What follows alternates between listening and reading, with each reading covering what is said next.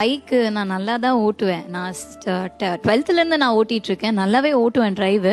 But அவர் சொல்லியே இப்போ பக்கத்துல காய்கறி வாங்குறது கூட நான் அவரோட டிபெண்ட் எடுத்துக்கிறதா இருக்கு. தனியா நீ டிராவல் பண்ணா சரியா போக மாட்ட, உடம்பு முடியாது அப்படின்னு சொல்லி இப்ப தனியா டிராவல் பண்ணவே பயமா இருக்கும். நீ அறிவில்லாதவ பகுத்தறிவில்ல ஒரு ஸ்டேஜ்ல ஆமா நான் முட்டாள்தான் நானே சொல்லி அது மனசுக்குள்ள அழுதுகிறது உண்டு சார். எனக்கு ஒன்றும் தெரியாதுன்னு அடிக்கடி சொல்லிட்டே இருப்பாரு சார். நான் ஃபீல் பண்ண ஆரம்பிச்சேன். ஏன்னா நான் மேரேஜுக்கு முன்னாடிலாம் ஒர்க் பண்ணியிருக்கேன். நிறைய சிஸ்டம் நாலேஜ் எல்லாமே இருக்கும். ஒரு டவுட் இவர்கிட்ட கேட்பேன், அன்னைக்கு தானே சொல்லி கொடுத்தேன், திரும்ப வந்தா கேட்பேன், அதெல்லாம் சொல்லித்தர மாட்டேன் அப்படின்றவாரு. அதெல்லாம் உனக்கு தெரியாது அப்படின்றவாரா. ஓகே, நமக்கு எதுவுமே தெரியாது, நானும் டிசைட் பண்ணிக்கிட்டேன். அவர் அந்த ஆன்லைன் சொன்னதுக்கு அப்புறத்துல இருந்து நான் அந்த பக்கமே போறது இல்லைங்க சார். எதையுமே ஆன்லைன்ல ஆர்டர் பண்றது கிடையாது.